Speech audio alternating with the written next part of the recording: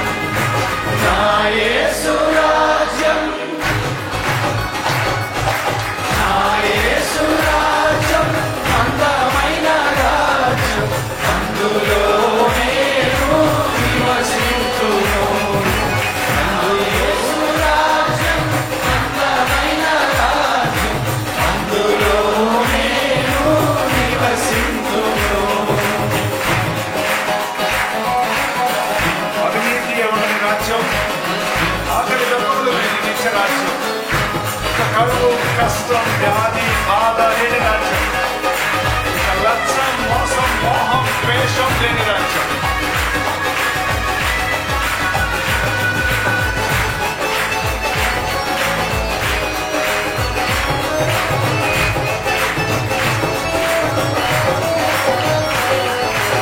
అవినీతియే ఉండని రాజ్యము, ఆకలిగా పీకలు లేని నిత్య రాజ్యం.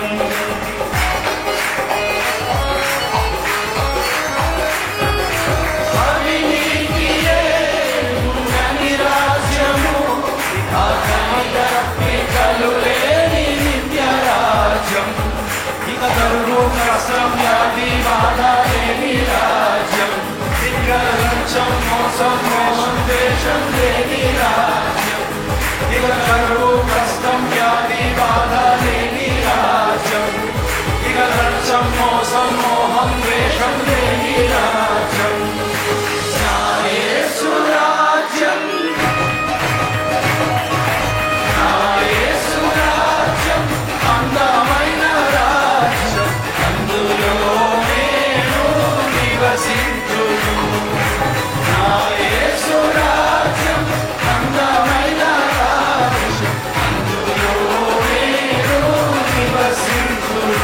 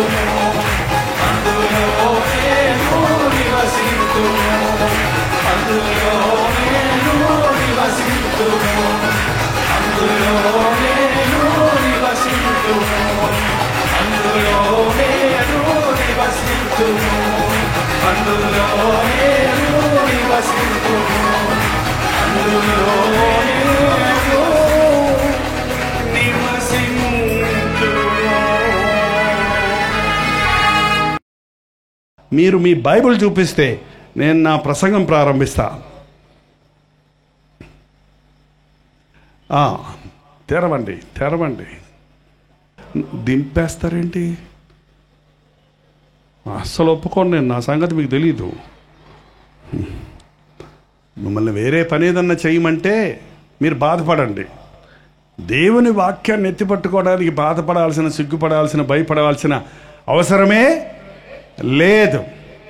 బైబిల్ నువ్వు మోస్తే బైబిల్ నిన్ను మోస్తుందన్నాడు డిఎల్ మూడి అన్న భక్తుడు. బైబిల్ను మొయ్యండి, మీ చేతుల్లో బైబిల్ ఉండనివ్వండి, మీరు బైబిల్ చదివి ధ్యానించండి, అది మీకెంతో మేలు కలుగు చేస్తుంది. మరి ఈ సమయంలో అందరూ మీ బైబిల్ని పాపం చేతులు ఎత్తలేకపోతున్నారు, ఎదురుగుండా పట్టుకోండి, ఎదురుగుండా పెట్టుకోండి. మీరు బైబిల్ చదివేటప్పుడు కింద పెట్టుకొని చదవకండి, మంచం మీద పడుకొని ఇట్లా చదవకండి, కూర్చొని చదవండి. మోకాళ్ళ మీద చదివితే ఎంతో బాగా బైబిల్ అర్థమవుద్ది. నేను చాలా సంవత్సరాలు ప్రత్యేక సమయాల్లో ఇప్పుడు కూడా మోకరించి బైబిల్ చదువుతాను, ఎందుకంటే మంచి సత్యాలు బైబిల్లో నుంచి బయటపడతాయి. మీరు బైబిల్ చదివేటప్పుడు మీరు చదివేది మీ చెవులకి వినబడేటట్టు చదవండి. మనసులో గుణించుకుంటూ చదవకండి. చాలామంది నన్ను అడుగుతారు, మీరు మెడ్రాసులో 44 సంవత్సరాల నుంచి అక్కడే ఉన్నారంటున్నారు కదా, మీరు తెలుగు వాళ్ళు అయినప్పటికీ మెడ్రాసులోనే ఉన్నారు కదా, మరి మీ భాష పోలేదేంటండి? మీరు మంచి తెలుగు భాష మాట్లాడుతున్నారు, మీరు తెలుగు పాండిత్యం ఏమన్నా చేశారా అని అడిగాడు ఆయన. ఏమంటే తెలుగు పండితా మీరు అని అడిగారు. కాదు నాయన, నేను బైబిల్ పండితుని అన్నాను. ఏం పండితు? బైబిల్ చదువుతుంటే మంచి భాష వస్తుంది.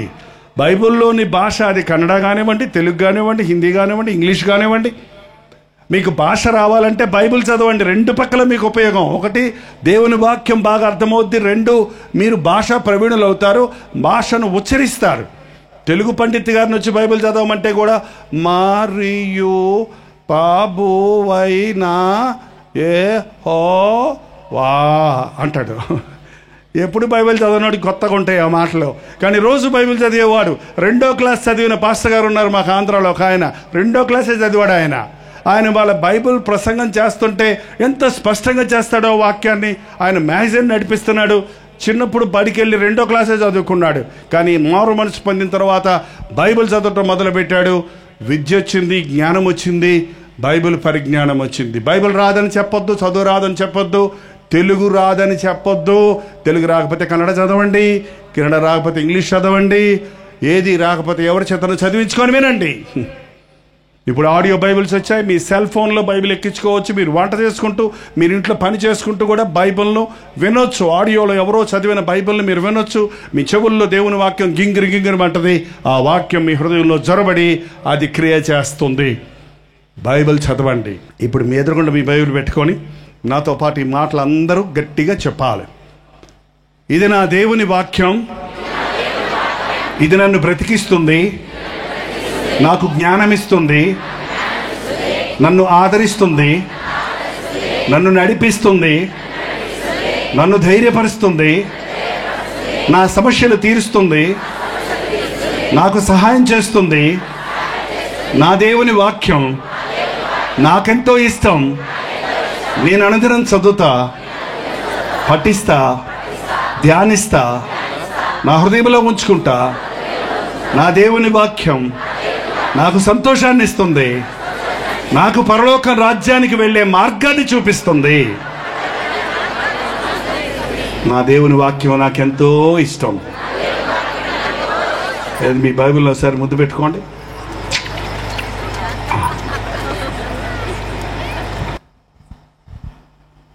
దేవుని స్తోత్రం.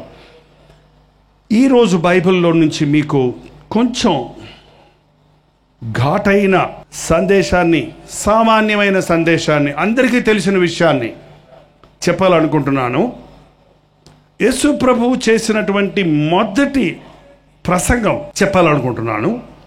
కాబట్టి మత్తయి సువార్త 4వ అధ్యాయము 17వ వచనము.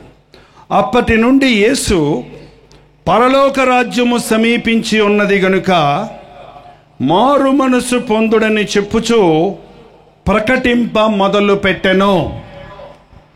పరలోక రాజ్యము సమీపించి ఉన్నది గనుక మారు మనసు పొందుడని చెప్పుచు ప్రకటింప మొదలు పెట్టెను.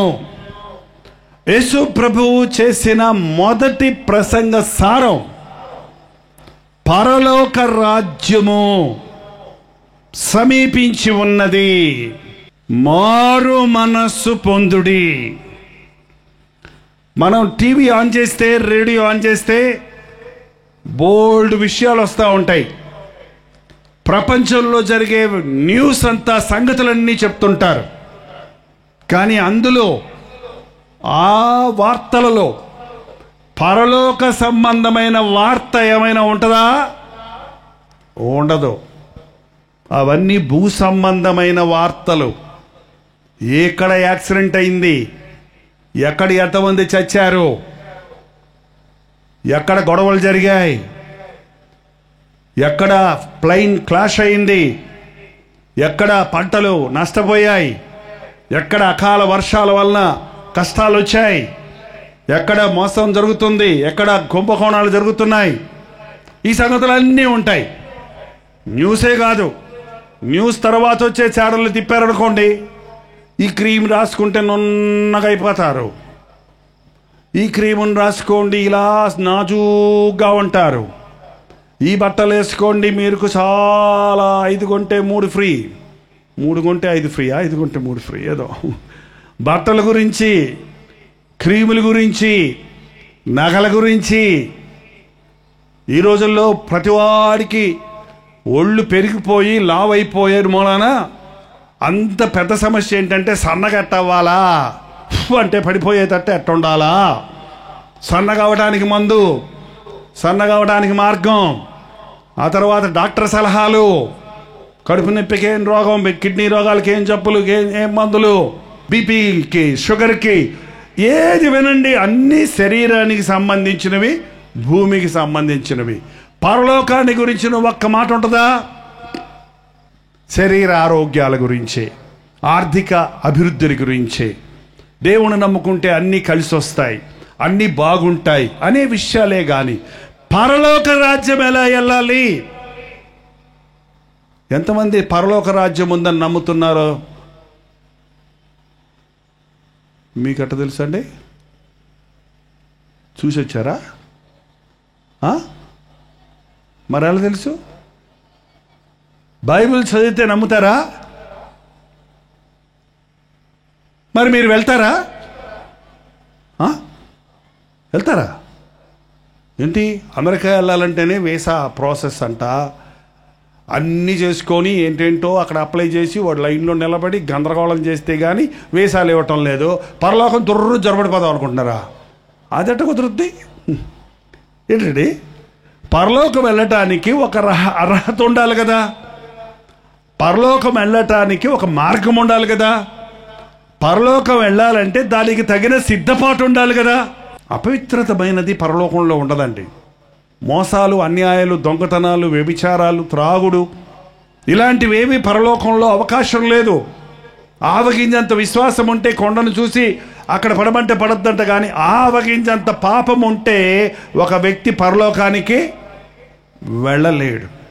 ఒకడు అన్నాడంట, ఎందుకు వెళ్ళలేను, నేను చిన్నప్పటి నుంచి క్రైస్తవుణ్ణి, 10 ఆజ్ఞలు కంటతా పట్టాను, ప్రభు ప్రార్థన చెప్పినందుకు నాకు గిఫ్ట్ వచ్చింది, సర్టిఫికెట్ వచ్చింది, మా సంఘంలో నేను పాడితే సంఘం అంతా నోరు పూసుకుంటుంది. నేను పాడితే సంఘం అంతా నోరు పూసుకుంటుందా? అదేంటండి, మనం పాడినప్పుడు సంఘం అంతా పాడితేనే సరిగా పాడినట్టు అర్థం. అంతేగాని మనం పాడుతూ అందరినీ నోరు మూయించేసామంటే మనం ఏందో మన గొప్పతనం చూపించుకున్నామని. నాకు పాడటం ఇష్టం ఉండదు, పాడించటం ఇష్టం ఉంటుంది. ఎందుకంటే క్రైస్తవ సభలో మనం అందరూ ఆరాధించాలి నోరు తెరిచి. బొంగురు గొంతైనా పర్వాలేదు, యాస గొంతైనా పర్వాలేదు, రాగం తాళం పల్లవి లేకపోయినా పర్వాలేదు. దేవుడు వాటిని చూడటం లేదు. నీ హృదయంలో నుంచి వచ్చే కేకలు, అరుపులు చూస్తున్నాడు. నీ గుండెల్లో నుంచి వచ్చే పాటను వింటున్నాడు ఆయన. కాబట్టి మనం దేవునికి పాట పాడినప్పుడు అదొక పాటగా పాడకండి. అదే కచేరీకి వెళ్తే ఆ కచేరీలో వారి విద్వాంసులు పాడుతుంటారు, అంటే మనకు రాదు కదా, మనం తలకాయ మాత్రం ఊపుతుంటాం. కానీ క్రైస్తవ సభలో ఆలయంలో అలాగూ కాదు. అందరము నోరు తెరిచి పాడాలి, అందరము సంతోషంగా దేవుణ్ణి ఆరాధించాలి. ఈ రోజున చూడండి, భూలోకంలో పరలోకాన్ని మనం అనుభవించాలి. భూలోకంలో ఉన్నప్పటికీ పరలోకం మీద మన ధ్యాస ఉంచాలి. భూలోకంలో జీవిస్తున్నప్పటికీ మన ఆశ దేవుడి రాజ్య వారసున్న వాళ్ళని ఉండాలి. అది లేకుండా ఈ జీవితకాలం మట్టుకే క్షేమంగా ఉండాలని భక్తిని ఆచారాన్ని వెంబడిస్తాం వల్ల ఎటువంటి ప్రయోజనమో లేదు. యేసు ప్రభు చెప్పాడు, పరలోకానికి పోవాలంటే ఏమి చెప్పాడండి? ఒక ముసలాయన యేసు ప్రభు దగ్గరికి ఒక అర్ధరాత్రి వచ్చాడు. ఆయన పరిచయుడు, ధర్మశాస్త్రాన్ని బాగా ఎరిగినవాడు. ఆయన వచ్చాయా, నిత్యరాజ్యమునకు వారసుని కావాలంటే నేనేం చేయాలి అని అడిగాడు. ఏదో పరలోకానికి మోక్షం కావాలంటే ఏదో మనం తీర్థయాత్రలకు వెళ్ళాలనో, జపతపాలు చేయాలనో, ఆచారాలు వెంబడించాలనో మనం అనేకసార్లు అనుకుంటున్నాం. క్రైస్తవులు కూడా కొంతమంది బాప్తీసం పొందాలి, అది చేయాలి, ఇది చేయాలి, పేరు మార్చుకోవాలి, అప్పుడు పోతావంటావు. నువ్వు బాప్తీసం పొందినా పేరు మార్చుకున్నా నీ హృదయము దేవుని ఎదుట సరి లేకపోతే నువ్వు పరలోకానికి పోవు.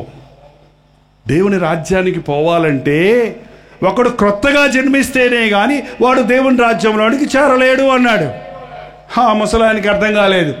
నా తల్లి గర్భంలోనికి మళ్ళీ నేను దూరి మళ్ళీ పుట్టమంటావా బోధకుడా అని అడిగితే, అది కాదయ్యా, నువ్వు ఇశ్రాయేలులకు బోధకుడు అయి ఉన్నావు కదా. ఆత్మ మూలాన జన్మించింది ఆత్మ, నీటి మూలాన జన్మించింది నీరు. ఒకడు ఆత్మ మూలంగా జన్మించాలి. మన తల్లి గర్భంలో మనం దేంట్లో ఉంటామో తెలుసండి? మాట్లాడుతులేదు. సిమెంటా? చెప్పండమ్మా, ఏముంటుంది? నీటి. చెప్పలేదా మీకు ఎప్పుడు డాక్టర్లు? గర్భంలో నీరు లేదు, వెంటనే ఆపరేషన్ చేసి బిడ్డని తీసేయాలి. గర్భంలో వాటర్ ఉంటే, నీళ్లుంటే బిడ్డ అందులో ఎంతసేపు ఉన్నా క్షేమం. బిడ్డ నీరు లేకపోతే వెంటనే ఆపరేషన్ చేసి సిజరీన్ చేసి బిడ్డను తీసేయాలంటారు. అంటే గర్భంలో బిడ్డ నీళ్ళల్లో పెరిగింది, పిండం నీళ్ళల్లో పెరిగింది, అది శరీరం పెరిగింది. మీకు తెలుసా, శరీరం గర్భంలో పెరుగుతున్నప్పుడు ఆ బిడ్డకు గుండె కొట్టుకోవటం మొదలు పెడుతుంది. అది 6వ వారంలోనో 7వ వారంలోనో శ్వాస పీల్చుకోవటం, గుండె కొట్టుకోవటం ప్రారంభించింది. అప్పుడు ఊపిరి వచ్చింది, జీవం వచ్చింది. ఆ జీవం ఎవరిచ్చారో తెలుసా? ఎక్కడి నుంచి వచ్చిందో తెలుసా? దేవుడు ఆదామును నేల మట్టితో చేసి అతని నాసికా రంధ్రంలో పని ఊతగానే అతడేమయ్యాడు? జీవాత్మను కలిగిన వాడయ్యాడు. అందుకే మనం చచ్చిపోయినప్పుడు మన్నైనది వెనుకటి వల్లనే మంటికి చేరుతుంది. ఆత్మ దాన్ని దయచేసిన దేవుని దగ్గరికి వెళ్తుంది. మన ఆత్మకి చావు లేదండి, శరీరానికే చావు. కానీ ఆత్మ దేవుని యొక్క జీవం, మనకిచ్చిన జీవం. ఈ లోకంలో మన ఇష్టానుసారంగా జీవిస్తే ఈ దేహంతో జరిగించిన వాటి నిమిత్తమై దేవునికి లెక్క చెప్పవలసి ఉంది. ఈ లోకంలో మానవుడు పాపి, తన్ను పాడు చేసుకుంటున్నాడు. మన పాపం జన్మతః వచ్చిన పాపం. ఎవరైనా ఏ పిల్లలకైనా బూతులు ఆడాలి అని ఏ టీచర్ గారన్నా నేర్పిస్తారా? ఏ అమ్మ నాన్న నేర్పిస్తారా?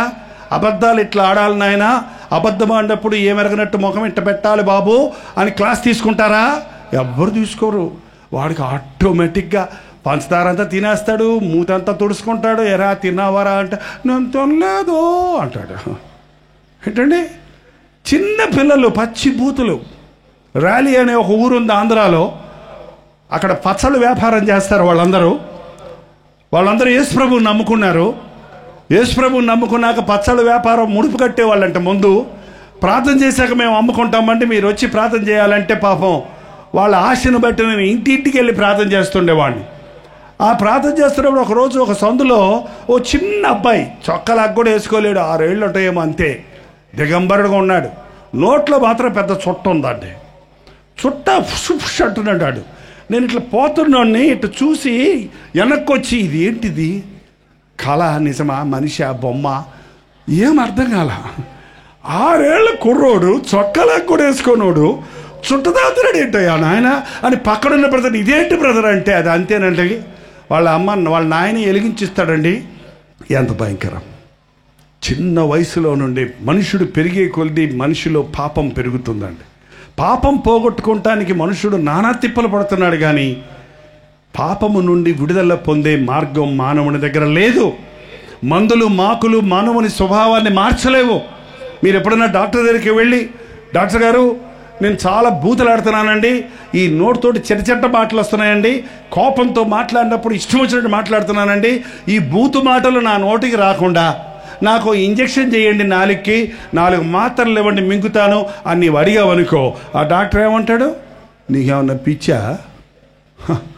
నీ మనసు నీ స్వభావాన్ని మార్చగలిగిన, నాలుక మాట్లాడే మాటలు మార్చగలిగిన శక్తి ఏ మందుకు ఏ ఇంజెక్షన్కు లేదు. మీకు తెలుసండి, యేసు ప్రభువుని ఒక వ్యక్తి తన హృదయంలోనికి స్వీకరించినప్పుడు బూతులు మాట్లాడే ఆ నోటితోటి దేవుని మాటలు మాట్లాడే వ్యక్తిగా మారుతున్నాడు. పరలోక రాజ్యానికి వెళ్ళాలంటే పరివర్తన చెందాలి, మన మనస్సు మారాలి. మనస్సును మార్చడానికి మనుషునికి ఏ మందు మాకులు లేవు, ఏ మంత్రము మాయ లేదు. ఒక వ్యక్తి తన స్థితిని తాను గ్రహించి పశ్చాత్తాపడితే మనిషి మనస్సును మార్చడానికి యేసుక్రీస్తు ఈ లోకానికి వచ్చి ఉన్నాడు. పాపి అని నేను తెలుసుకోవటం వల్ల ప్రయోజనం లేదు, నా పాపము నుంచి నేను విడుదల పొందాలి. విడుదల పొందటానికి, జయం ఇవ్వటానికే యేసుక్రీస్తు కలువరి శిలువలో తన ప్రాణాన్ని ఇచ్చాడు. పాపములకు ప్రాయశ్చిత్త బలిగా తన ప్రాణాన్ని శిలువలో పెట్టాడు. ఈ రోజున క్రైస్తవులని చెప్పుకునేవారు, యేసు ప్రభువుని నమ్ముకున్నామనేవారు, నిజంగా మీ పాప స్వభావం నుంచి మీరు విడిపించబడ్డారా? మీరు క్రీస్తుతో పాటు లేపబడి ఉంటే పైనున్న వాటి మీదనే కానీ భూసంబంధమైన వాటి మీద మీ మనస్సు పెట్టుకొనకుడి అని దేవుని వాక్యం చెబుతుంది కదా. దానిని మీరు మీ జీవితంలో అనుసరిస్తున్నారా? చాలామంది భక్తి ఆచార భక్తిగా మారిపోయిందండి. కాకి ఆకాశంలో వెళ్తూ ఉన్నాయి, కొన్ని పావురాలు గింజలు మేస్తూ ఉన్నాయంట కింద. పాపం ఆ కాకి కూడా ఆకలేసి ఆ గింజలు తినాలని ఆ పావురాలు మేస్తున్న చోటకు వచ్చి వాలిందంట. తిందామని మొదలుపెట్టేటప్పటికి ఆ పావురాలు ఈ కాకిని చూసి పొడిచేశాయి, తరిమేశాయి. కాకి అటు పోయి ఎందుకబ్బా నన్ను తరిమేశాయి అన్నట్టు చూసుకుంటే అది ఎట్టుంది? నల్లగా ఉంది. ఆ పావురాలు ఎట్టున్నాయి? బూడిద రంగులో ఉన్నాయి.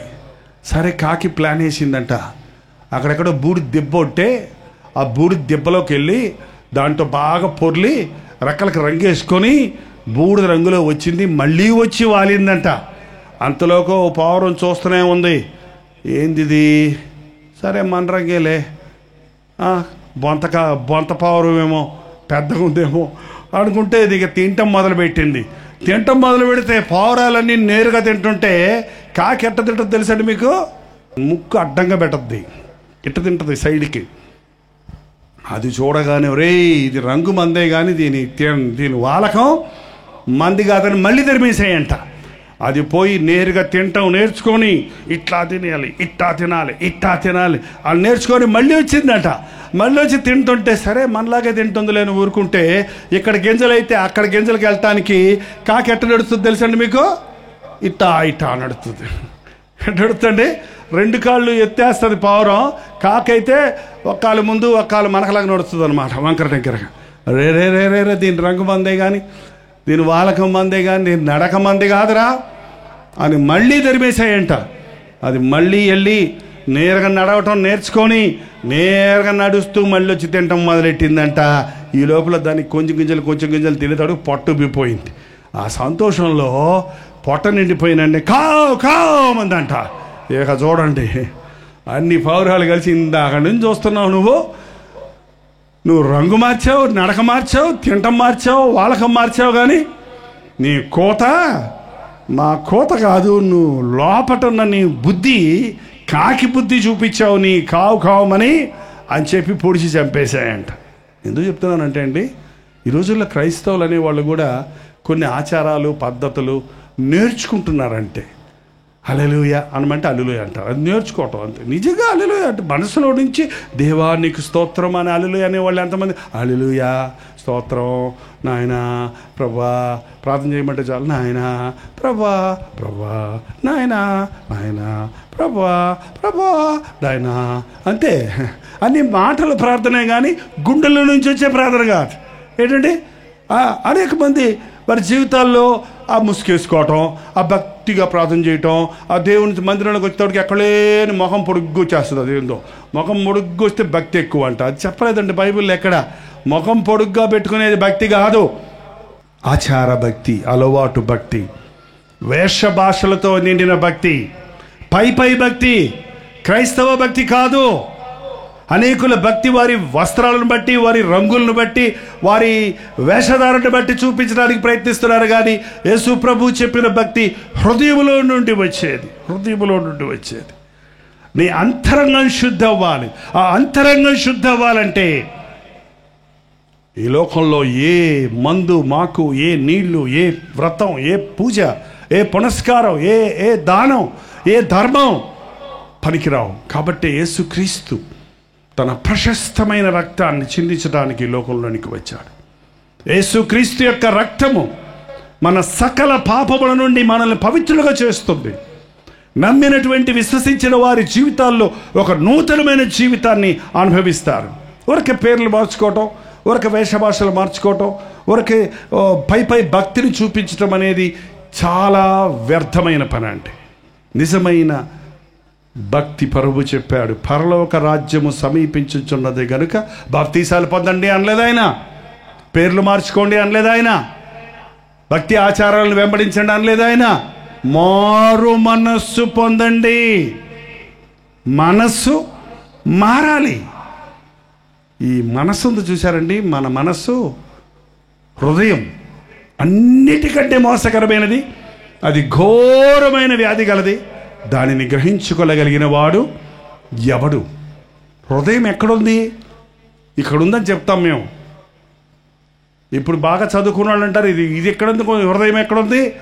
ఇది రక్తాన్ని సరఫరా చేసే గుండె మాత్రమే. ఇదిగో ఇక్కడుంది చిన్న మెదడు, అదే మనం ఆలోచించేది అంటారు. అది చిన్న మెదడు కదా, అది హృదయం ఎట్టయింది అంటాం. ఇక్కడుందో ఎక్కడుందో. కానీ మనందరికీ తెలుసు మనకు హృదయం ఉందా లేదా? మంచి బిర్యానీ కూర వండి పెట్టి తినమ్మా అంటే నా మనసు బాగోలేదు అంటారు. ఎక్కడ బాగోలేదు? నీకు ఆరోగ్యం బాగానే ఉంది, జ్వరం లేదు, అన్నీ బాగానే ఉన్నాయి, కానీ ఏం బాగోలేదు? మనసు బాగోలేదు. ఎక్కడుంది మనసు? ఎక్కడుందో తెలియదు, కానీ మనకి మనస్సు ఉంది. అదే మన జీవితాలకు కేంద్రం. మన ఆలోచనలు, మన తలంపులు, మన ఊహలు, మన యొక్క రియల్ వ్యక్తిత్వం మన హృదయంలో ఉంది. అది మారాలి. అక్కడ యేసుక్రీస్తు రావాలి. యేసు ప్రభు ఆ హృదయంలోనికి రావాలి. పాపి తన పాపముల కొరకు పశ్చాత్తాపడాలి. ఒక్కటే మందు విరుగుడు పాపము నుండి ఒకడు విడిపించబడడానికి. ఒక వ్యక్తి తన పాపము నుంచి విడిపించబడాలంటే తన పాపముని గురించి పశ్చాత్తాపడాలి. పశ్చాత్తాపం అంటే రిపెంట్ అంటారు ఇంగ్లీష్లో. రిపెంట్ అంటే టర్న్ బ్యాక్. నువ్వు పాప మార్గంలో నీ ఇష్టానుసారంగా వెళ్ళిపోతున్నావు. నీ వెనకాల ప్రభు పరిగెడుతున్నాడు, ప్రేమతో పిలుస్తున్నాడు.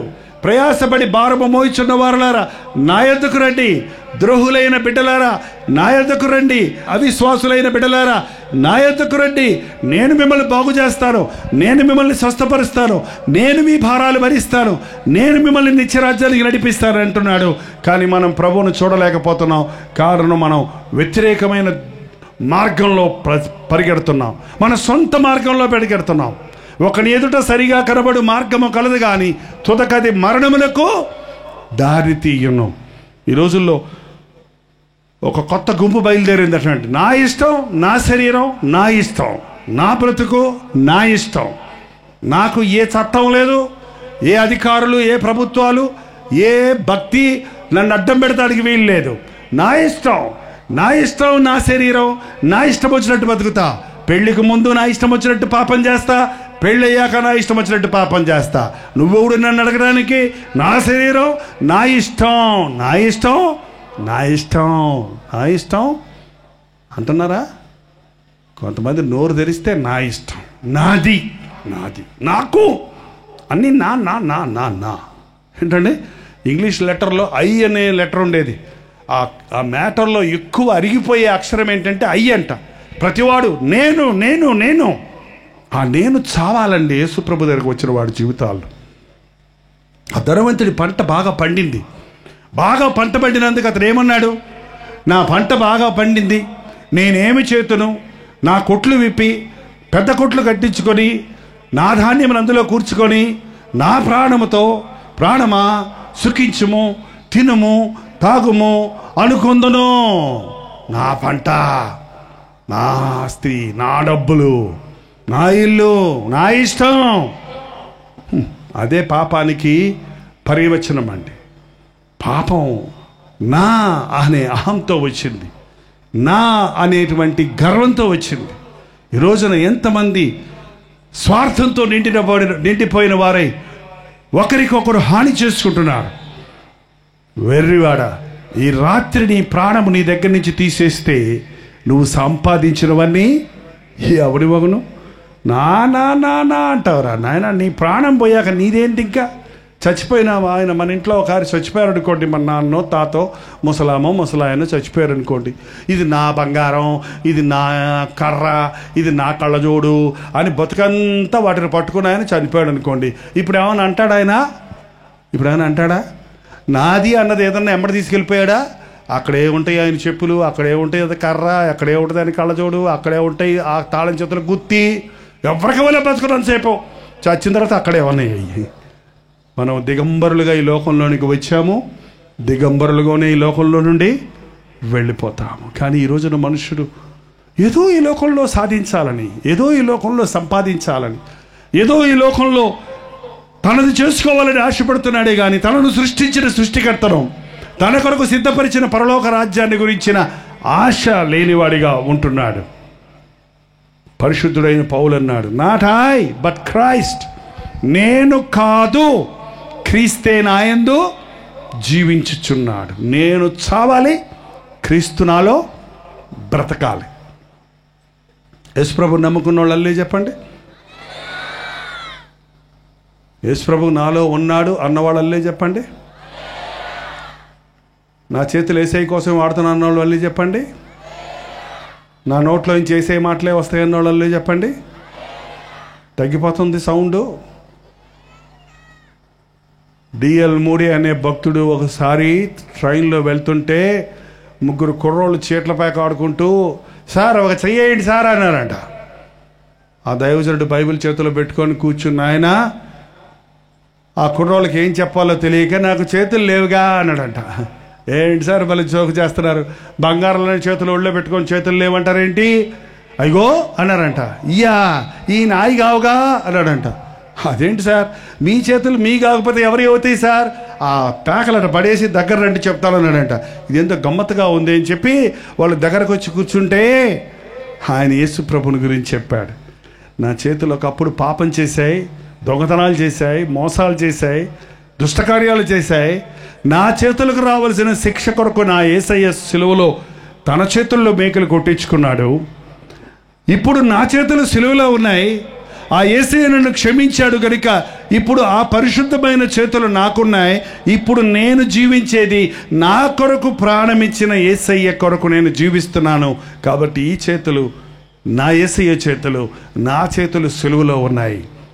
ఈ చేతులతో నేను ప్రార్థన చేస్తాను, ఈ చేతులతో బైబిల్ చదువుతాను, ఈ చేతులతో ఎవరికైనా మేలు చేస్తాను, కానీ ఈ చేతులతో నేను ఇక పాడు పనులు చేయలేను.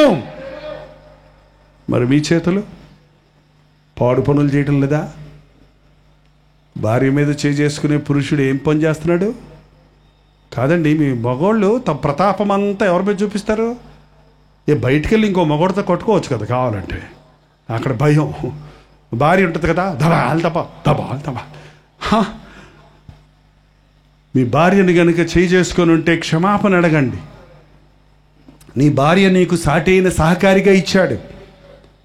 భార్య బలహీనమైన ఘటమని ఎరిగి జ్ఞానము చెప్పని కాపురం చేయండి. నీ సొంత శరీరం వలె నీ భార్యను ప్రేమించాలి. నీ భార్య ఏదన్నా తప్పు చేస్తే ఆమెను ఒకవేళ నువ్వు కొట్టాలని అనిపిస్తే నిన్ను కొట్టుకో.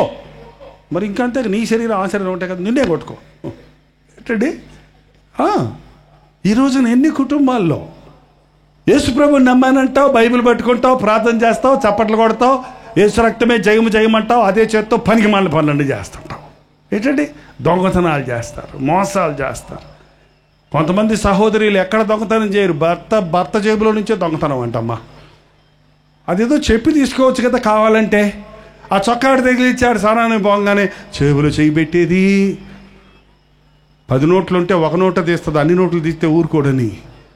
ఆయన స్నానం చేసి వచ్చి లెక్కెట్టుకుంటా ఉంటాడు. ఏందబ్బా 1 లీటర్ లేదే, ఏమే తీసావా అంటే లేదండి. ఇంటి దొంగ. తల్లిదండ్రుల దగ్గర దొంగిలిస్తారు చాలామంది. తన ఇంటి వారి దగ్గర దొంగిలించి నేను దొంగను కాదనుకునేవాడు మోసగాడికి జతగాడంట. తల్లిదండ్రుల ఆస్తులు దోచుకునేవాడు. ఎంతమంది ఈ రోజున చేతులతో దొంగతనాలు చేస్తారు, మోసాలు చేస్తారు, అన్యాయం చేస్తారు, హాని చేస్తారు, తప్పుడు సంతకాలు పెడతారు. ఈ రోజు నుంచి జ్ఞాపకం ఉంచుకోండి, నువ్వు నిజంగా మారు మనసు పొందుంటే నీ చేతులు యేసయ్య చేతులు, నీ కాళ్ళు యేసయ్య కాళ్ళు. నీ కాళ్ళతోటి పనికి మాలిన స్థలాలకు పరిగెత్తకూడదు. కీడు చేయుటకు పరిగెత్తే పాదాలుగా ఉండకూడదు. సినిమా హాళ్లకు పరిగెత్తే కాళ్ళు యేసయ్య కాళ్ళు ఎట్టవుతాయండి?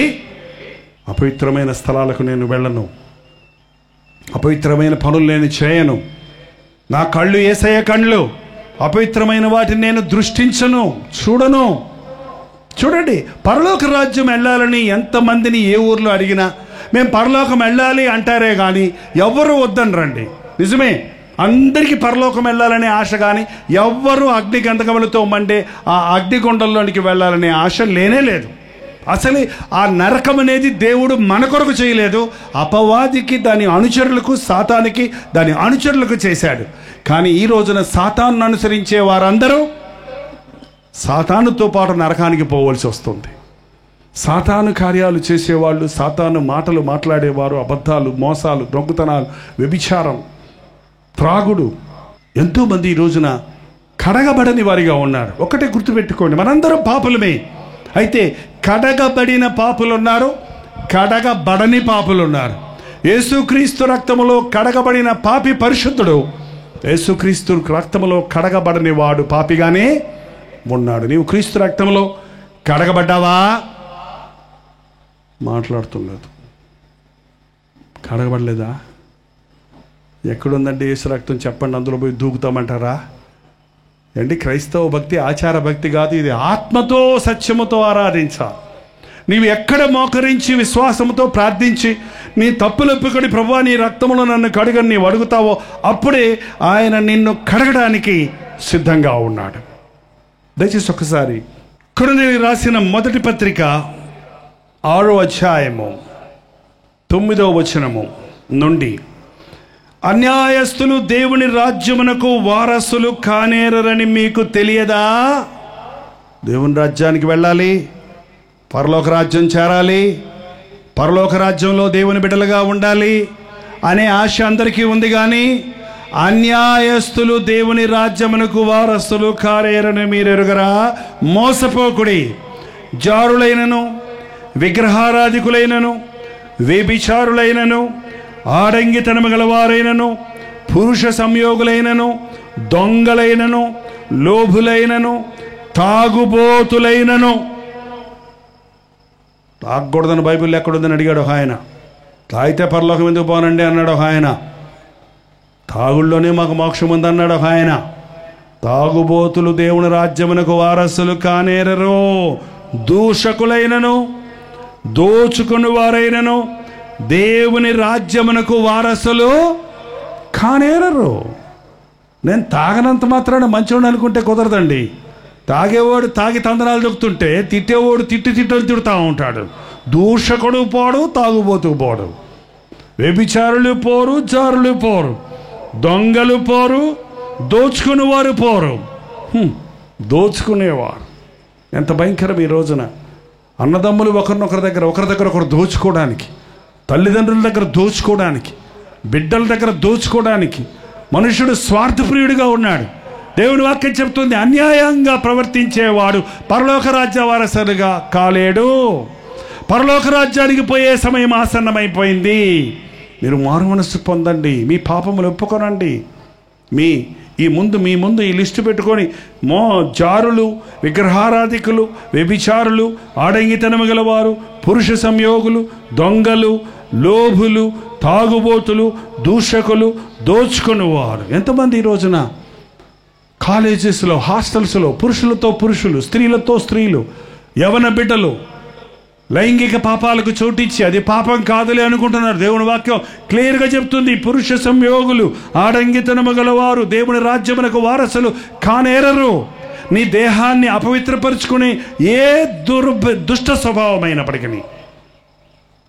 ఈ రోజుల్లో చాలామంది యవనస్తులు శారీరకంగా పాపం చేయడం లేదు, కానీ మానసికంగా పాపం చేస్తున్నారండి. అపవిత్రమైన దృశ్యాలు చూస్తూ, ఈ ఇంటర్నెట్ వచ్చిన తర్వాత నగ్నమైన దృశ్యాల కోసం, నగ్నమైన లైంగిక పాపాలతో కూడినటువంటి వీడియోస్ కోసం ఎదుక్కుంటూ అర్ధరాత్రుల వరకు వాటిని చూసుకుంటూ మానసికంగా మనసంతా పాడు చేసుకొని వాళ్ళు చదువు మీద మనసు పెట్టలేరు, ఇతరులను మంచి దృష్టితో చూడలేరు. జాగ్రత్త. కామాతృత, శరీర ఇచ్ఛలు, వ్యర్థమైన వాటిని చూడకుండా నా కన్నులు తిప్పివేయము అన్న దావీదు వలె నీవు దేవుని బిడ్డవైతే అపవిత్రమైన వాటిని చూడకుండా నీ కన్నులు తిప్పివేయాలి. నీ దేహాన్ని నీ ఇష్టం వచ్చినట్టు వాడుకుంటూ, నీ శరీరాన్ని నీ ఇష్టం వచ్చినట్టు వాడుకుంటూ, నేను పరలోకం వెళ్ళిపోతాను, నేను క్రైస్తవుని కదా, నేను బాప్తిజం పొందాను కదా, నేను కానుక ఇచ్చాను కదా, నేను చర్చికి వెళ్తాను కదా అనటం వల్ల ప్రయోజనం లేదండి. నరకంలో యేసు ప్రభువుని గురించి విన్నవాళ్లే ఎక్కువ ఉంటారంట, వినని వాళ్ళు తక్కువ ఉంటారంట. తెలుసా? వినని వాళ్ళకి వారి మనస్సాక్షిని బట్టి తీర్పు తీరుస్తాడంట దేవుడు. కాబట్టి వారిలో కొంతమంది క్షమించబడతారు. విని వాక్యాన్ని ఎరిగి ఇది పాపమని దాన్ని చేసేవారికి కఠినమైన శిక్ష ఉంటుంది. ఒకవేళ ఇల్లు పెట్టుకుంటే మనలో ఎవరము పరలోకానికి వెళ్ళటానికి ఫిట్ కాదేమో, యోగ్యులం కాదేమో. కానీ తర్వాత వచనం చూడండి, మీలో కొందరు అట్టివారై ఉంటేరి కానీ ప్రభు అయిన యేసుక్రీస్తు నామమున మన దేవుని ఆత్మయందు మీరు కడుగబడి పరిశుద్ధపరచబడి నీతిమంతులుగా తీర్చబడ్డాడు. హల్లెలూయా, హల్లెలూయా. మీరు ఎలాంటి వారైనా, మీరు వ్యభిచారులైనా, తాగుబోతులైనా, దొంగలైనా, అపవిత్రులైనా, మీరు ఎలాంటి వారైనా యేసుక్రీస్తు దగ్గర ఒక గొప్ప నిరీక్షణ ఉన్నది. మీలో కొందరు అట్టివారై ఉంటేరి కానీ ప్రభు అయిన యేసుక్రీస్తు నామములో మీరు కడగబడి పరిశుద్ధపరచబడి నీతిమంతులుగా. ఈ కూడికలు అందుకేనండి, మిమ్మల్ని కడగడానికి, మిమ్మల్ని పరిశుద్ధపరచడానికి, మీ పేర్లు నీతిమంతుల జాబితాలో జీవగ్రంథంలో రాయడానికి, ఈ లోకాన్ని విడిచినప్పుడు పరలోక రాజ్యంలో ఉండడానికే ఉజ్జీవ సభలో ఊరకే కాసేపు అందరూ సంతోషంగా సభ కూడి పాటలు పాడుకొని వెళ్ళిపోవడానికి కాదండి. ఈ రాత్రి కూడా వారెవరూ నరకానికి వెళ్ళకూడదు. ఈ రాత్రి కూడా వారెవరూ మీ పాపములలో మీరు కొనసాగకూడదు. మీ విడిచిపెట్టలేని, మానలేని పాపము నుండి మిమ్మల్ని విడిపించడానికి, కడగటానికి, పరిశుద్ధపరచడానికి ప్రభు ఇక్కడ ఉన్నాడు. మన చేతిలో ఏదన్నా వస్తువు బురదలో పడిపోతే దాన్ని నీళ్ళతో కడిగితే పోతుంది. కానీ ఒక బంగారపు ముద్ద కలుషితమైపోయిన టంకంతో నిండిన బంగారం ముద్దు బురదలో పడితే అది నీళ్ళల్లో కడిగితే పైన శుద్ధి అవుతుంది, కానీ దాంట్లో ఉన్న ఆ టంకం లేక అది ప్యూర్ గోల్డ్ అవ్వాలంటే దాన్ని అగ్నిలో వేసి ఏం చేస్తారో కాల్చి దాన్ని తీసేస్తారు. యేసు ప్రభు చెప్తున్నాడు, మిమ్మల్ని ఊరికే కడగటం కాదంట, మిమ్మల్ని పరిశుద్ధపరుస్తాను, మిమ్మల్ని శాంటిఫై చేస్తాను. యోబు అంటున్నాడు, ఆయన నన్ను పరిశోధించగా నేను మంచి సువర్ణం వలె బయటకు వచ్చాను. యేసు ప్రభు మన శరీరములో నవనాడులలో మిళితమైపోయిన ఆ పాప స్వభావం నుండి మనల్ని విడిపించడానికి శక్తిమంతుడు. హల్లెలూయా. ఎందుకు? నవనాడులలో మిళితమైపోయిన మన పాతాదాము స్వభావం, పితృపారంపర్యమైన మీ వ్యర్థ ప్రవర్తన నుంచి మిమ్మల్ని విడిపించడానికి, నిర్దోషమును నిష్కళంకమైన గొర్రెపిల్ల వంటి క్రీస్తు రక్తము ద్వారా మీరు విమోచించబడితరని ఎరగరా? తాత ముత్తాతల నుంచి వస్తున్నటువంటి ఆ స్వభావం, మన తాత అయిన ఆదాము యొక్క స్వభావము, ఆ పడిపోయిన పాతాదాము స్వభావము నుండి మనల్ని విడిపించగలిగిన శక్తి మన యేసు ప్రభువుకుంది. యేసుక్రీస్తును నమ్మిన వాడు మరలా కక్కిన దానిని తిరిగే కుక్కలాగా ఉండడు. ఈ రోజున క్రైస్తవులకి క్రైస్తవత్వం అనేది అలవాటైపోయింది. అందుకే మన భారతదేశంలో క్రైస్తవులంటే మనుషులకు చులకనైపోయింది. ఇదొక మతం అనుకుంటున్నారు. నిజమైన క్రైస్తవుడు పాపం వైపు తిరగడు. ఇలాంటి మీటింగ్లో కూర్చొని ఒక ఆమె సహోదరి ఇంటికి వెళ్ళి, ప్రభువా నీకు స్తోత్రం నాయనా, నాకు దర్శనములు దయచేయి ప్రభువా, నాకు వాగ్దానం దయచేయి నాయనా అని చక్కగా మాటలతో ముద్దుగా ప్రార్థన చేస్తే ఒక కుక్క వచ్చిందంటండి. కుక్క వచ్చి అని కక్కిందంట. ఆ కక్కి మళ్ళీ అని తినిందంట. అంతలోకి మెలకు వచ్చి కూర్చుంది. చిచి ఏంది ప్రభువా దర్శనం చూపించమంటే ఇలాంటి దర్శనం చూపించేవండి ఆయన, అదే నీ బతుకు అన్నాడట దేవుడు. అదే నీ బతుకు. పాపినయ్యా ఇంకెప్పుడు చేయనయ్యా అని ఒప్పుకుంటున్నావు, మళ్ళీ పోయి చేస్తున్నావు, మళ్ళీ ఒప్పుకుంటున్నావు, మళ్ళీ చేస్తున్నావు, మళ్ళీ ఒప్పుకుంటున్నావు, మళ్ళీ చేస్తున్నావు. కక్కిన దానికి తిరిగిన కుక్కలాగా ఉంది మీ భక్తి అన్నాడు. అందుకే కడుగుబడిన పంది మళ్ళీ బురదకు తిరిగినట్టుగా ఉంది మీ భక్తి అన్నాడు. అంతే. ఎందుకంటే ఆ పంది స్వభావం, బురదను ప్రేమించే స్వభావం, అది ఎన్నిసార్లు కడిగినా మళ్ళీ అక్కడికే పోయి పడుతుంది. అది కాదండి, యేసు ప్రభు కడగటం కాదు మనల్ని చేసేది, ఆ స్వభావాన్ని తీసేస్తాడు. మనలో ఉన్నటువంటి ఆ పంది స్వభావము, ఆ కుక్క స్వభావము, ఆ నీచ స్వభావము, ఆ పాపాన్ని ప్రేమించే స్వభావము తీసివేస్తాడు. పాపం నిన్ను ఆకర్షించదు. ఉదరగారు పందిని ప్రేమించి ఆ పందిని పెంచుకుంటానంటే అది బురద గంటికి వెళ్ళిపోతుంటే ఏం చేయాలంటే, ఇంకో డాక్టర్ గారు వచ్చి అన్నారు గొర్రె గుండె మార్చేస్తే అది మారిపోద్ది అన్నాడంట. గొర్రె గుండె పెట్టి సర్జరీ చేసిన తర్వాత ఆ పందిని బురద దగ్గర తీసుకెళ్ళి వదిలిపెట్టినా సరే అది పడిపోయి వచ్చేస్తుందంట. ఎందుకంటే దాని మూతి మారలేదు, తోక మారలేదు, రంగు మారలేదు, కానీ ఏం మారింది? గుండె మారింది. క్రైస్తవుడు మనిషి పై వేషభాషలు మారటం కాదండి, నీ మనస్సు మారాలి. నీ మనస్సు మారాలి. ఎంత భయంకరమైన తాగుబోతువైనా, ఒకప్పుడు తాగుడు వాసన చూస్తే ముక్కులు ఎగరేసిపోయి తాగేవాడివైనా, యేసుక్రీస్తు నిన్ను మార్చినప్పుడు నీ పక్కన 100 మంది తాగుతున్నా ఆ వాసన నీకు వచ్చినట్టునే నీకు అసహ్యం వేస్తుంది. ఆ వాసన ఒకప్పుడు నువ్వు ప్రేమించిన వాసన ఇప్పుడు నీకు అసహ్యం వేస్తుంది. ఒకప్పుడు నువ్వు ప్రేమించిన పాపాన్ని ఇప్పుడు నువ్వు అసహించుకుంటావు. అలాంటి స్వభావం ఎంతమందికి ఉంది ఇక్కడ? ఒకప్పుడు పాపాన్ని ప్రేమించిన మనం వాళ్ళ పాపాన్ని అసహించుకుంటున్నామా? ఆ పాపము నుంచి విడుదల పొందున్నామా? యేసుప్రభు చెప్తున్నాడు, నేను మిమ్మల్ని కడగటమే కాదు, నేను మిమ్మల్ని పరిశుద్ధపరుస్తాను, నిన్ను నీతివంతులుగా తీరుస్తాను. ఎవడైనా నువ్వు క్రీస్తు యేసునందున్న యెడల వాడు నూతన సృష్టి. క్రీస్తునందున్న వాడికి ఏ శిక్షా విధి లేదు. ఉచితంగా ఇచ్చే రక్షణ అండి. యేసుప్రభువా నా హృదయంలోనికి రా, నేను పాపిని, నన్ను క్షమించండి. మన పాపములను మనం ఒప్పుకొనిన ఎడల ఆయన నమ్మదగిన వాడు, నీతిమంతుడు కనుక మన సకల దుర్నీతి నుండి మనల్ని ఆయన పవిత్రులుగా చేస్తాడు. ఒక ఆయన యేసుప్రభుని నమ్ముకో అయ్యా, ఆయన నిజమైన దేవుడయ్యా అని చెప్తుంటే ఆ పక్కన ఉన్నాడు అన్నాడంట, ఎటనమ్మంటావు, చూపించు, నిరూపించు, ఏదైనా సూచనలు చూపించు అని దబాయిస్తా ఉన్నాడంట. ఈయనకు ఎంత ప్రేమగా మెల్లగా చెప్పినంతసేపు చెప్పాడు. ఆ పక్కోడు వినకపోతే యేసుప్రభు ఉన్నాడని ఏంటి నిరూపణ అంటే, నువ్వు ఇంకా బతుకున్నావు చూడు, అదే నిరూపణ అన్నాడంట. వాడు కొంచెం దత్తపడే, అంటే ఏంటి అంటే, నేను మనుషుల్ని పట్టుకొని తినే నరమాంస భక్షకుండా అయ్యా, నీలాంటోడు కనపడితే నంచుకొని తింటాను. యేసుప్రభు నా స్వభావాన్ని మార్చాడు కాబట్టి నువ్వు ఇంకా బతుకున్నావు ఇక్కడ. అలా ఇంకా నిజమా నాయన, నమస్కారం నాయన. ఏంటంటే యేసుప్రభు నరమాంస భక్షకుల్ని మారుస్తున్నాడు, తాగుబోతుల్ని మారుస్తున్నాడు. కొరడ తీసుకొని కొట్టేవాడండి, హింసించేవాడండి, జుట్టు పట్టుకొని ఈడ్చేవాడండి. సౌలు క్రైస్తవుల్ని ఎంత బాధ పెట్టేవాడంటే గుర్రం మీద ఈడ్చుకుంటూ పోయేవాడు వాళ్ళని. అలాంటి వాడు యేసుప్రభు నమ్ముకున్న కొరడాలతో కొడుతుంటే హల్లెలూయా అంటున్నాడు. ఈ యేసునామంలో దెబ్బలు తింటాం నాకు భాగ్యం అంటున్నాడు. ఏసు ఒకడు కొట్టచ్చు కావాలంటే కొడతల్లా. ఎందుకంటే ఏం మారింది? ఆయన జీవితం మారిపోయింది, ఆయన మనసు మారిపోయింది. క్రీస్తు విషయమై శ్రమ పడటం గొప్ప భాగ్యం అంటున్నాడు. ఇది నాన్న నిజ క్రైస్తవులు ఈ లోకానికి కావాలండి. క్రైస్తవులని చెప్పుకునేవారు అక్కర్లేదండి, బతికి చూపించే వాళ్ళు కావాలి. యేసు ప్రభువును మన బ్రతుకుల్లో ఇతరులకు చూపించాలి. ఇక్కడ ఉన్న ప్రతి ఒక్కరిని ప్రభు కడగాలని, పరిశుద్ధపరచాలని, మీ పేర్లు నీతిమంతులుగా తీర్చి జీవగ్రంథంలో రాయాలని ఆశపడుతున్నారు. మరి మీరు ఇష్టపడతారా? మీరు మీ జీవితాల్లో యేసు ప్రభువుకి అప్పగిస్తారా? నన్ను యేసయ్య కడగడానికి నేను ఒప్పుకుంటాను అంటారా?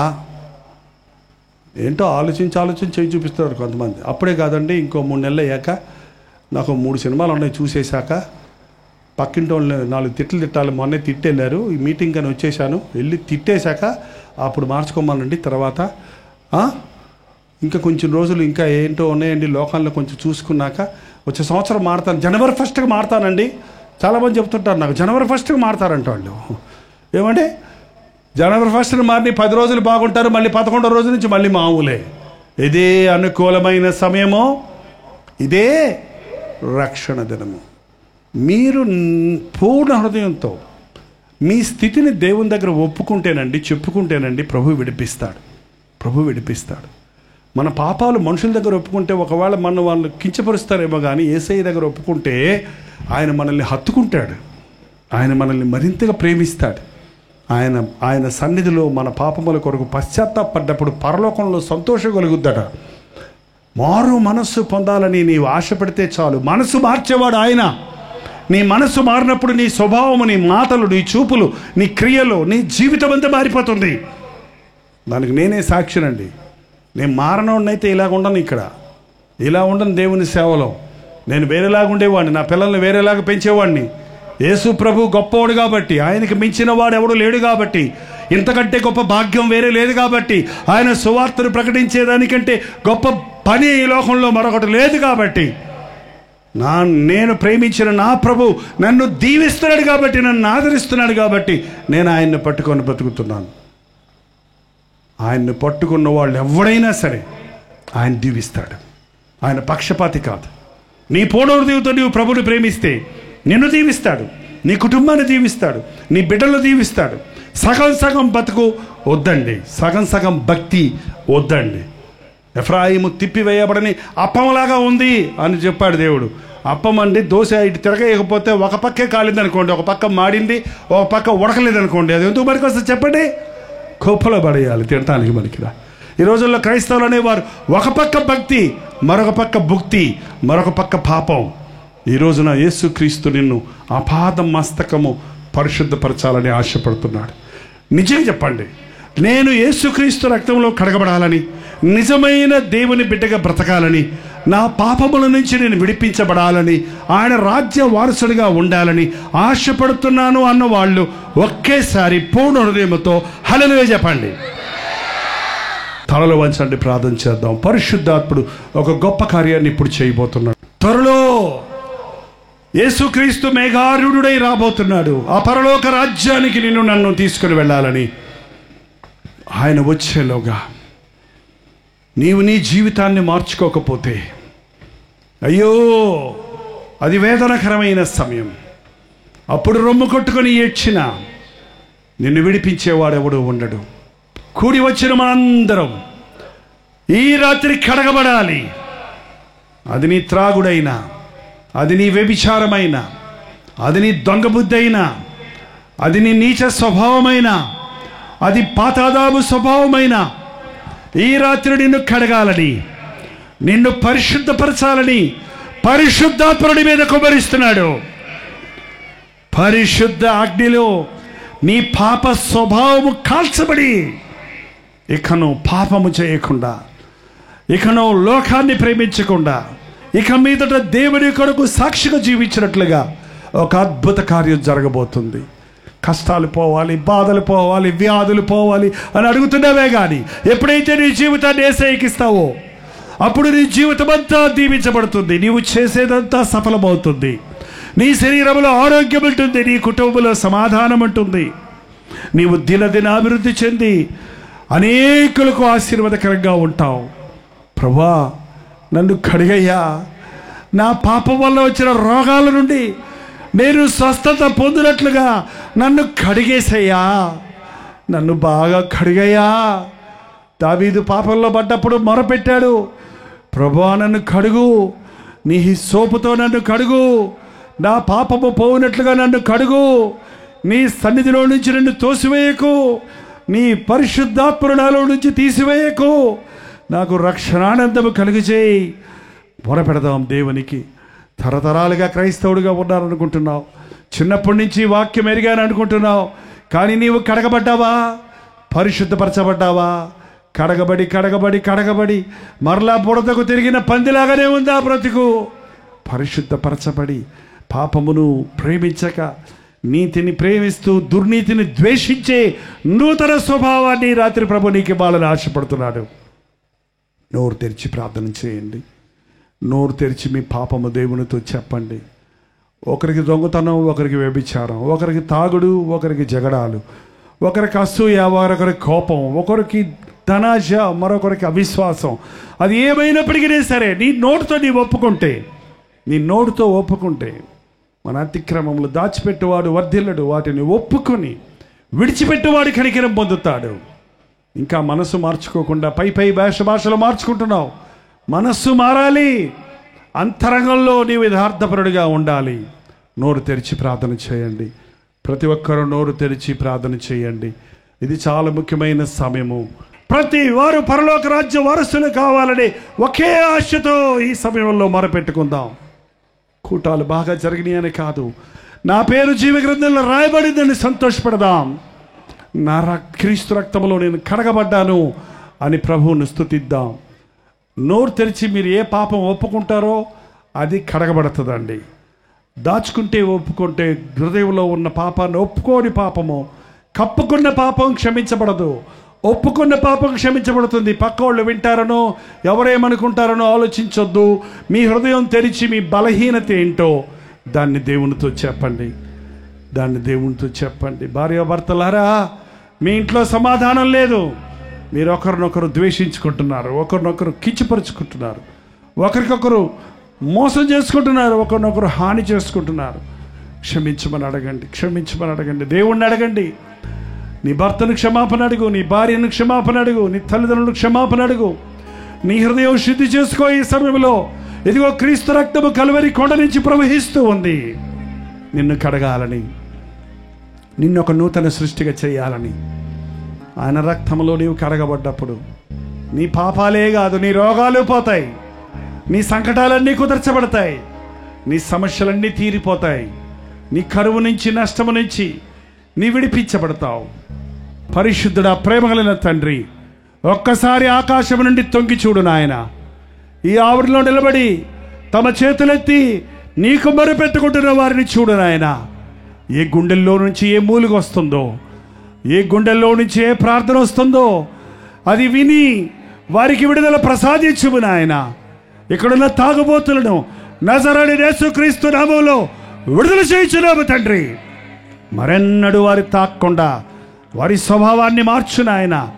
ఇక్కడున్న జగడగొండిలను, ఇక్కడికున్న భేదాలు కలుగు చేసేవారిని, ఇక్కడికున్న దొంగ స్వభావం కలిగిన వారిని, ఇక్కడున్న వ్యభిచార మనసుతో ఉన్న వారిని నజరేయుడైన యేసుక్రీస్తు నామములో విడుదల చేయించున్నాము తండ్రి. వ్యభిచార పాపం వల్ల తెచ్చుకున్న ఎయిడ్స్ రోగంతో బాధపడుతున్న వారిని పశ్చాత్తాపడి వారి పాపములు ఒప్పుకుంటుండగా నీ పవిత్ర రక్తాన్ని వారి మీద కుమ్మరించి ఆ రోగము నుంచి ఈరోజే వారిని స్వస్థపరిచి నీ సాక్షులుగా చేసుకుని ఆయన. అప్పుల్లో పడ్డామని, అజ్ఞానంలో కుటుంబాన్ని కూలగొట్టుకున్నామని నీ సన్నిధిలో మొరపెట్టుకుంటున్న వారి జీవితాల్లో ఇది మొదలుకొని నేను ఆశీర్వదించదను అన్న మాట అక్షరాలు నెరవేరుటకు సహాయం చేయను ఆయన.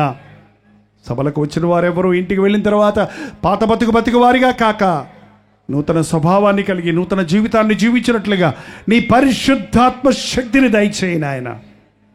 నీ రక్తములు మమ్మల్ని కడిగయ్యా. నీ పరిశుద్ధాత్మ అగ్నితో మమ్మల్ని పరిశుద్ధపరిచేయ్యా. మా పేరు నీ జీవగ్రంథంలో రాయబడుటకు, మేమందరము నీ రాజ్య వారసులవుటకు సహాయం చేయము.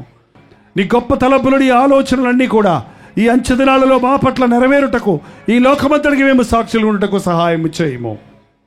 నీ సన్నిధి మాకు దయచేయి ప్రభువా. నీ చిత్తమైతే, నీ రాకడ ఆలస్యమైతే మరల ఈ లోకములో మేము కలుసుకుని స్తుతించుటకు, లేకపోతే పరలోకములో నీ రాజ్యములో నిరంతరము కలిసి జీవించే భాగ్యాన్ని మాకందరికీ నీ దయచేయమని యేసుక్రీస్తు నామములో అడుగుచున్నాము తండ్రి. ఆమేన్.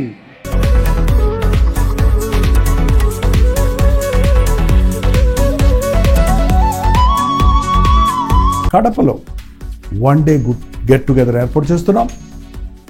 మధ్యాహ్నం 1 గంటల నుంచి 5 గంటల వరకు, అలాగే 5 గంటల నుంచి 10 గంటల వరకు 2 సెషన్స్గా కడపలో జరుగుతున్న గెట్ టుగెదర్ కొరకు ప్రార్థించండి. కడప పరిసర ప్రాంతాల్లో ఉన్న మీరు తప్పకుండా హాజరవడానికి ప్రయత్నించండి. మిమ్మల్ని ముఖాముఖిగా చూడటానికి, మీకోసం ప్రార్థించడానికి మేము చెన్నై నుంచి కడప వస్తున్నాం. రండి. అనేకులకు ఈ విషయాన్ని, మీ కడపలో ఉన్న స్నేహితులకు, బంధువులకు, కడప, జమ్మల మరుగు, ఇంకా చుట్టుపక్కల చాలా ఊర్లు ఉన్నాయి కదండి, చుట్టుపక్కల ఉన్నవారు కూడా మధ్యాహ్నం సమయంలో వస్తారని ఎంతో ఆశతో ఎదురు చూస్తున్నాం. ప్రార్థించండి, హాజరవ్వండి, దీవించబడండి. గమనించండి, ఆగస్ట్ 19వ తారీఖు మధ్యాహ్నం 1 గంట నుంచి 5 గంటల వరకు, అలాగే 5 గంటల నుంచి 10 గంటల వరకు 2 సెషన్స్గా కడపలో 1 డే గెట్ టుగెదర్ ఏర్పాటు చేస్తున్నాం. రండి, మీ ఇరుగు పొరుగు వారిని పిలుచుకొని రండి, మీ స్నేహితుల్ని, బంధువుల్ని ఆహ్వానించండి. కడపలోనే కాకుండా కడప పరిసర ప్రాంతాల్లో ఉన్నవారు కూడా వచ్చి హాజరై ముఖాముఖిగా మిమ్మల్ని చూడడానికి, వ్యక్తిగతంగా మీకోసం ప్రార్థన చేయడానికి కూడా అవకాశం కలుగు చేయండి. చిరునామా గమనించండి, ఆదిత్య కళ్యాణ మండపం, రెడ్డి కాలనీ, కడప. ఇంకా వివరాలు కావాలంటే 893939393939 నెంబర్కి మీరు కాల్ చేయండి, లేదా కింద ఉన్నటువంటి QR కోడ్ను మీరు స్కాన్ చేసుకోండి. తప్పక వస్తారు కదా.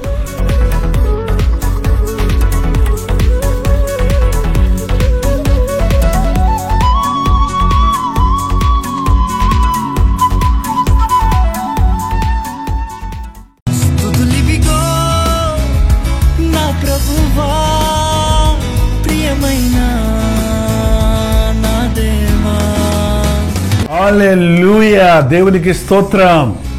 బెంగళూరు పరిసర ప్రాంతాల్లో ఉన్న వారికి శుభవార్త. ప్రతిరోజు దేవుని వాక్యాన్ని అనేక భాషల్లో వింటున్న మిమ్మల్ని ముఖాముఖిగా చూడాలని, మీకోసం వ్యక్తిగతంగా ప్రార్థించాలని బెంగళూరు వస్తున్నాం. ఆగస్ట్ 27వ తారీఖు మధ్యాహ్నం 2 గంటల నుంచి 5 గంటల వరకు, 6 గంటల నుంచి 10 గంటల వరకు జరిగే ఈ 2 సెషన్స్లోనూ పాల్గొనడానికి సిద్ధపడరండి. మిమ్మల్ని ముఖాముఖిగా చూసి వ్యక్తిగతంగా మీరు ప్రార్థించాలని, దేవుని వాక్యమును ధ్యానించి మనమందరం కలిసి దేవుని సన్నిధిలో ఆనందించాలని ఈ 1 డే గెట్ టుగెదర్ను ఏర్పాటు చేస్తున్నాం. రండి, కుటుంబాలుగా తరలి రండి. ప్రభు సన్నిధిలో మనందరం కలిసి ఆయన వాక్యాన్ని ధ్యానిద్దాం, ఆయన్ని ఆరాధిద్దాం. మరి ముఖ్యంగా మీ సాక్ష్యాలు వినడానికి, మీ కొరకు ప్రార్థించడానికి నేను ఎంతో ఆశ కలిగి ఉన్నాను. సోషల్ మీడియా ద్వారా, టెలివిజన్ ద్వారా వాక్యం వింటున్న మిమ్మల్ని ముఖాముఖిగా చూసి బలపరచాలని ఎంతో ఆశతో ఉన్నాం. తప్పకుండా రండి. బెంగళూరులోని హడ్సన్ కమ్యూనిటీ సెంటర్లో, CSI కాంపౌండ్లో ఈ 1 డే గెట్ టుగెదర్ జరుగుతుంది. మరిన్ని వివరాలు కావాలంటే 893939393939 నెంబర్కి మీరు కాల్ చేయండి, లేకపోతే మీరు చూస్తున్నటువంటి నెంబర్లకు వాట్సాప్ పెట్టండి, లింక్ మీకు పంపిస్తారు. తప్పక వస్తారు కదా. స్తోత్రములు దీవెనకై కృతజ్ఞత